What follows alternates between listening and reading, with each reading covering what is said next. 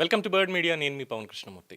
స్వాతంత్ర దినోత్సవ వేడుకల సందర్భంగా ముఖ్యమంత్రి నారా చంద్రబాబు నాయుడు గారు ప్రజలతో మాట్లాడుతూ ముఖ్యంగా స్త్రీ శక్తి కార్యక్రమం సక్సెస్ అయింది, ఏడాది అయింది అన్నటువంటి ఒక పాయింట్లో మహిళలతో ఇంటరాక్ట్ అవుతూ కొన్ని మాటలు మాట్లాడారు. ఒకసారి ఆ వీడియో చూద్దాం. ఈసారి ఎలక్షన్లో వీళ్ళకి ఓటేస్తే మనకు 10 రూపాయలు ఎక్కువ ఇస్తాడంటే మీరు ఓటేసేస్తున్నారు. ఏంటంటే అంటే నేను ఎందుకు వాస్తవంగా మాట్లాడితే మీరు కూడా ఆత్మవిమర్శ చేసుకోవాలి.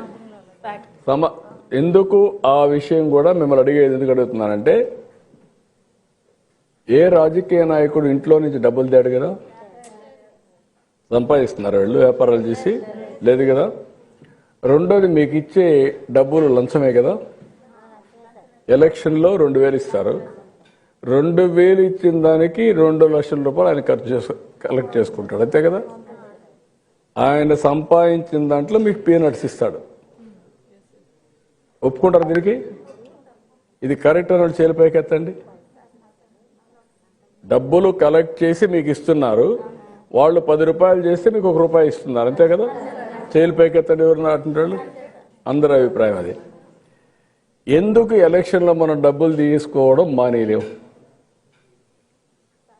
ఇచ్చేవాడు ఆత్రత, ఎందుకు మిమ్మల్ని విన్ ఓవర్ చేయాలి అని. మీరేంటి ఇచ్చాడు కాబట్టి తీసుకోవాలని, అంతే కదా. ఓటు మీరు అటు ఇటు వేస్తున్నారు. అదే ఇచ్చేటప్పుడే మీరు ఒక మాట అడిగారనుకోండి, మేము తీసుకోం, నీకు నీతి లేదు మాకు నీతి ఉంది అని చెప్పగలిగారనుకోండి. ఇప్పుడు నేను నువ్వు ఒకటన్నా ఎంతమంది అన్నారు? నువ్వు తీసుకోలేదు. చూసారుగా, సుదీర్ఘ రాజకీయ ప్రయాణంలో చంద్రబాబు నాయుడు గారు మరి ఇంత మాట అనేసారేంటి? బట్ యాక్చువల్లీ ఆయన మాట్లాడింది వాస్తవం. ఆయనే చెప్తున్నారు, ఆయనే ఒప్పుకుంటున్నారు. అంటే ఇది ఒక రకంగా ప్రస్తుత రాజకీయాలు అలా తయారైపోయాయి, ఎవరో ఒకళ్ళు స్టార్ట్ చేశారు, వాళ్ళకి మేము కూడా చేస్తున్నాము, ఇంకా రాజకీయ నాయకులు అంటే రాజకీయాల్లోకి వచ్చే వాళ్ళందరూ కూడా ఇలాగే చేస్తారు అనేటువంటి ఒక ఒపీనియన్ ఇప్పుడు ఆయన ఎక్స్ప్రెస్ చేసినట్టు అనుకోవాలా. ఎందుకంటే ఆయన చెప్పినటువంటి మాటలు, ఏ రాజకీయ నాయకుడు ఇంట్లో నుంచి డబ్బులు తీయడు కదా. వాస్తవం తీయడు. మరి ఏం చేస్తాడు? లంచాలు. అందులో ఏం చేస్తాడు? ఓ 2,000 ఓటుకి ఇస్తాడు. ఆయన చెప్పిందే, 2,000 ఓటిచ్చి దానికి 2 లక్షలు కలెక్ట్ చేసుకుంటాడు. మరి ఎందుకు ఎలక్షన్స్లో మనం డబ్బులు తీసుకోవడం మానేయలేము? ప్రజలు మీరు ఎందుకు డబ్బులు తీసుకోవడం మానేయట్లేదు? వాడు వస్తాడు, 2,000 ఇస్తే మీరు చూసి ఓట్లు వేసేస్తారు. వాడు 10 రూపాయలు ఎక్కువ ఇస్తానంటే చూసి ఓట్లు వేసేస్తారు తప్పితే మీరు ఇంకోటి ఆలోచించరా? ఎందుకని అలాగా చేయడం? అది ఎందుకు మానేయలేరు అంటున్నారు. అంటే ఇప్పుడు చెప్పిన దాని ప్రకారం ప్రతి రాజకీయ నాయకుడు కూడా రాజకీయాల్లోకి వచ్చిన తర్వాత లంచాలు తీసుకోవడం, దందాలు చేయడం, ఆ డబ్బులు మూట కట్టి తీసుకొచ్చి ఓటు ఎన్నికలప్పుడు ఒక్కొక్కరికి 2,000 ఓటుకు పంచడం. అంటే అన్ని ఎన్నికల్లో కూడా ఇదే జరుగుతుందా? ప్రజలకి ఓట్లు వేయడానికి డబ్బులు ఇచ్చి మరీ ఓట్లు వేయించుకుంటున్నారా? ఇది చాలా పెద్ద స్టేట్మెంట్ యాక్చువల్లీ. బట్ ఎందుకు తీసుకోవడం మానేయలేము అని ప్రజలను అడిగారు చూసారా, దానికి నిజంగా అభినందించాలి. కరెక్ట్గానే అడిగారు ఆ మాట. ఎందుకమ్మా మీరు వేయాల్సింది ఓటు అనేది అమ్ముకునేది కాదు, అది నమ్ముకునేది. మరి ఎందుకు మీరు దాన్ని అమ్ముకుని వేస్తున్నారు? అది మానేయచ్చు కదా. అంటే ఇక్కడ ప్రజలు కూడా అంటే ఒకటండి, బేసిక్గా అంతా ఆతాన్లో మొక్కే కదా అంటారు చూసారా, అలాగా రాజకీయ నాయకులు ప్రజల నుంచి వచ్చిన వాళ్ళే, ప్రజలు రాజకీయ నాయకులు తయారు చేసినటువంటి వాళ్ళే. ఆడు ఎలాగో తింటున్నాడు, తినదాంట్లో మనకు 2,000 ఇస్తున్నాడు కదా, తీసుకుందామని మనం ఉంటాం. అందరినీ అనట్లేదండి, తీసుకునే వాళ్ళని మాత్రమే, ఇచ్చేవాళ్ళని మాత్రమే. ఇవ్వని వాళ్ళు కూడా ఉండొచ్చు, అరొకర ఖచ్చితంగా ఉంటారు. పేర్లు తెలియవంతే మనకి, ఎవరిని ఫలానా అని చెప్పలేమంతే. 100% ఓటు తీసుకోకుండా వెయ్యినటువంటి డబ్బులు తీసుకోకుండా ఓటు వేయనటువంటి ప్రజలు కూడా ఉన్నారు. డబ్బులు తీసుకోవడానికే ఓట్లు వేసేవాళ్ళు ఉన్నారు.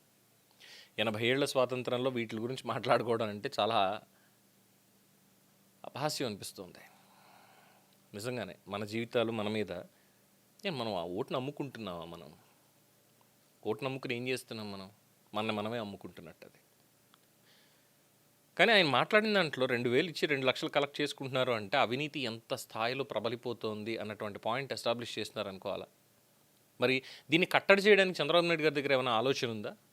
ఎందుకంటే అవినీతిని పూర్తి స్థాయిలో అంతమొందించాలి అని గతంలో అంటే 1996-98లో ముఖ్యమంత్రి అయిన తర్వాత